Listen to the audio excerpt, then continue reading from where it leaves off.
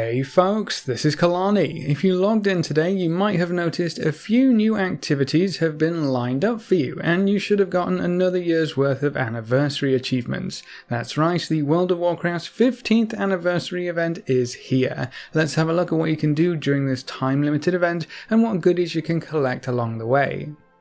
First things first, head on over to your nearest mailbox. You should have a parcel waiting for you with a few key items. You'll be able to loot 200 Time Warped badges, just in case you didn't have thousands and thousands stockpiled from the many time walking events that just fly by.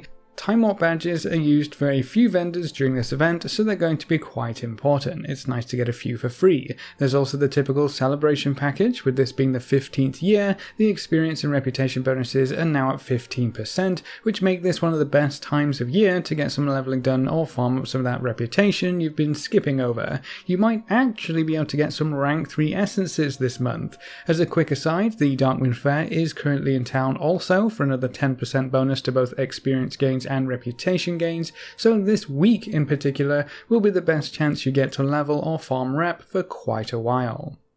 There's also an invitation from the Time Walkers inviting you down to the Caverns of Time to join in the festivities down there. We'll get to that in a little while because there's also a celebration firework that doesn't have any limits on its use from the look of things, outside of the anniversary event requirement anyway, so fire away as often as you desire. And the last present in this year's package is the little Nefarian pet.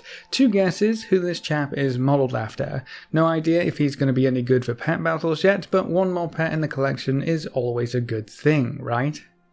Okay, so if you want to join in the festivities this year, you need to pop down to the Caverns of Time. There's now a portal in both Orgrimmar and Stormwind, so getting here should be a piece of cake. As you head down into the caverns proper, you can see a few NPCs hanging about at the sides, some with Horde banners, some with Alliance banners. We're all working together now. Isn't that cute? There are also banners for the allied races that we've met so far. We're celebrating more than just 15 years. We're also looking back at all the new friends we've met along the way.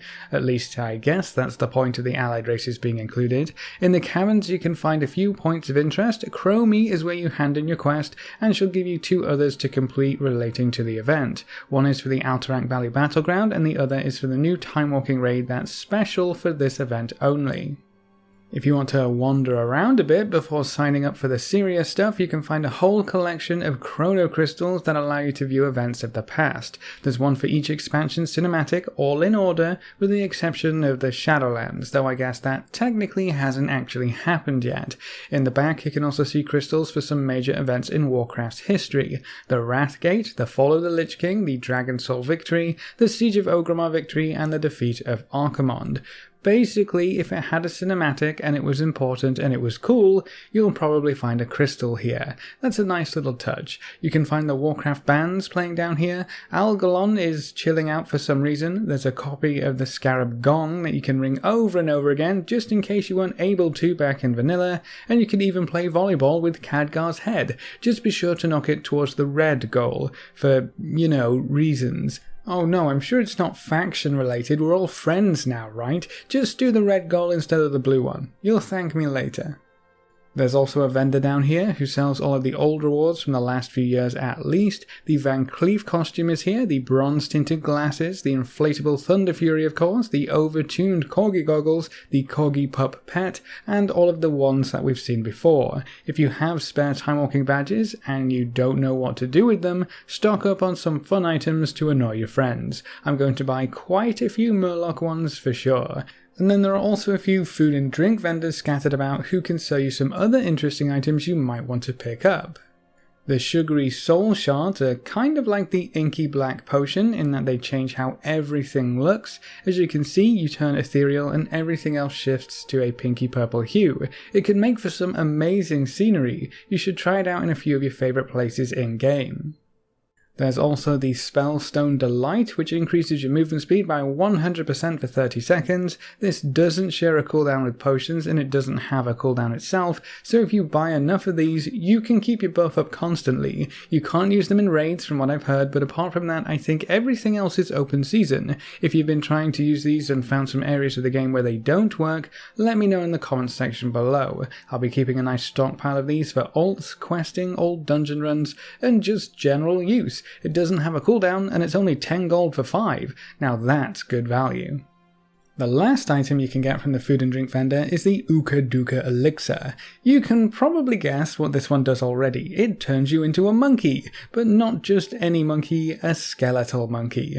If that sort of thing is up your alley, hey, I'm not going to judge, but this potion might be something you want to look into. It is the most expensive item though, at 200 gold for 5. This could end up being a nice gold sink though.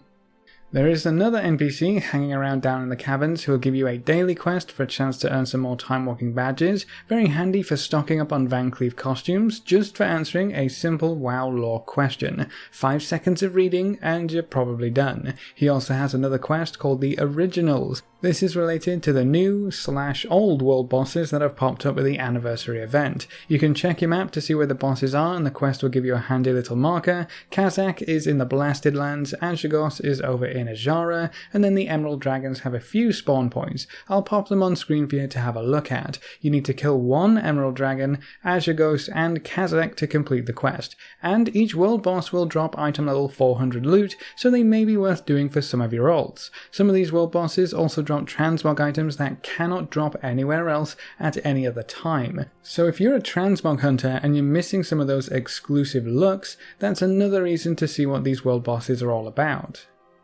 Alright, that's all cool, but what about this raid thing? 3 new mini-raids are available that pit you against 3 different bosses of an expansion. You can talk to Chromie and queue up for the Memories of Outland, the Memories of Northrend, or the Memories of Cataclysm. The 3 Burning Crusade bosses you face are Kael'thas Sunstrider, Lady Vash, and Archimonde. Some of these are going to be a bit painful. There's a reason they're bringing them back, and it's not just because they were iconic and fun. They were also very difficult. Obviously, with our current abilities and with it being scaled and with it being Raid Finder, it's not going to be impossible by any stretch of the imagination. In fact, you only have to complete a small section of the fight, so don't worry about getting a boss's health to 0%. That cuts out a lot of mechanics and abilities. For Lady Vash, range should try to kill the spore bats if they can, and melee don't stand in the green gunk. That's kind of it, besides killing the boss.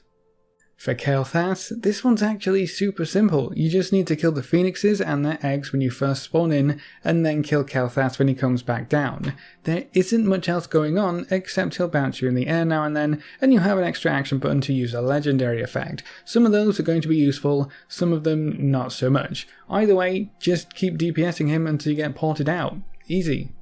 Now, Archimonde is a bit more of a pain. Don't stand in the fire. When you get thrown into the air, use a slow fall or your extra action button for a free slow fall so you don't die to the falling damage, and try to dispel the fears as much as you can. It does go on for a bit longer because of the fears. Almost everyone gets feared, but it's not really any more difficult, just more time consuming.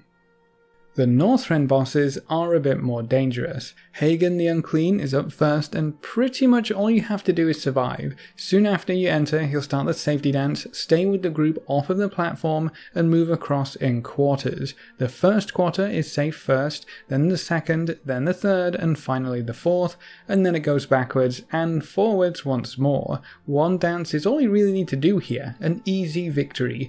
Just be sure to bring the right kind of shoes. Anubarak is next, and this one is more tedious than anything else really. DPS the boss down, kill the ads when they pop up, and the boss will start to burrow and then chase people. You'll want to kite him over frost patches so he gets stunned for a moment, and then he'll chase someone else. If you don't stun him, he'll start getting faster and faster and faster and just start killing everyone. Ranged DPS should try to kill the orbs in the air to provide your group with more patches of frost, and everyone else should kill the small ads. Rinse and repeat until the boss dies. The Lich King can be problematic if you don't know what's going on during this fight. Right away you'll all want to stack up because the first thing that happens is the Valkyrie come to try and steal some of your raid away. If you're too close to the edge, you're just going to get thrown off. Nuke them down, then spread out, and when Defile is cast, everyone needs to run away from the targeted player and don't ever step in the black stuff. It will expand and kill you so fast if people don't get out of it.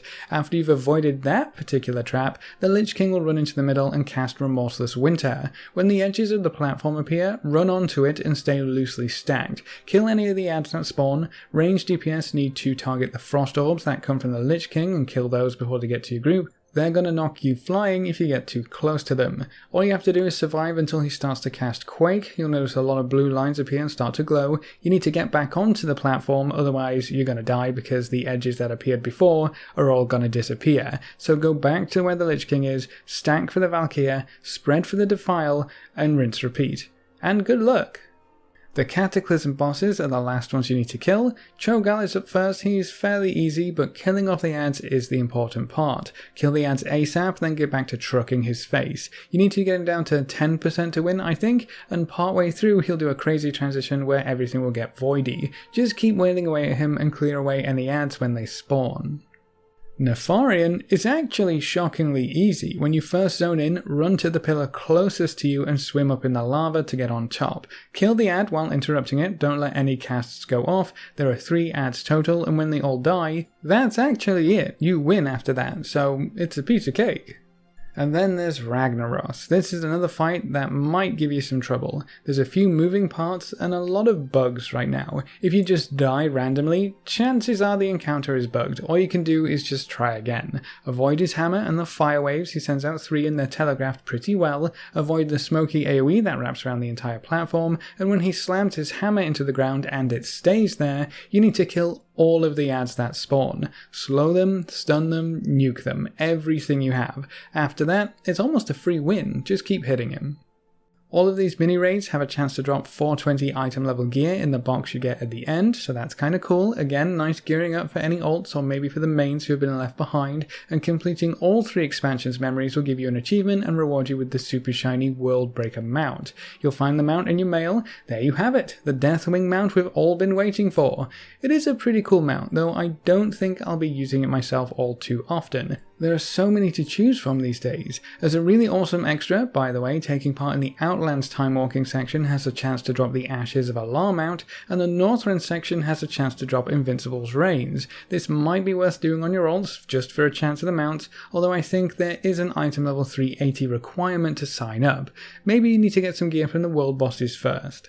The other major activity for the anniversary is the old school Alterac Valley. There's 2 main reasons to hop into this battleground, which you can do via the PvP window very easily. It's down at the bottom, Korak's Revenge. The first reason is the mount that is available for taking part. You can get the Frostwolf Snarler on the Horde side or the Stormpike Battle Ram on the Alliance side. To get the mount you need to earn 200 Time Walking badges from the anniversary Alterac Valley battleground. You have to get them in the battleground. You can get Time Walking badges from various repeatable quests from your faction's main hub in the BG. You don't get any from actually PvPing by the looks of things, but some quests for assaulting graveyards and towers and whatnot do reward 10 each. Pick up the quests, do as many of them as you can, and just keep watching your progress tick up and up and up. This one is a slow one for sure, and you'll need to pop in and out of the battleground quite a lot over the duration of the event, but the good news is that you don't have to win, you can just farm up badges.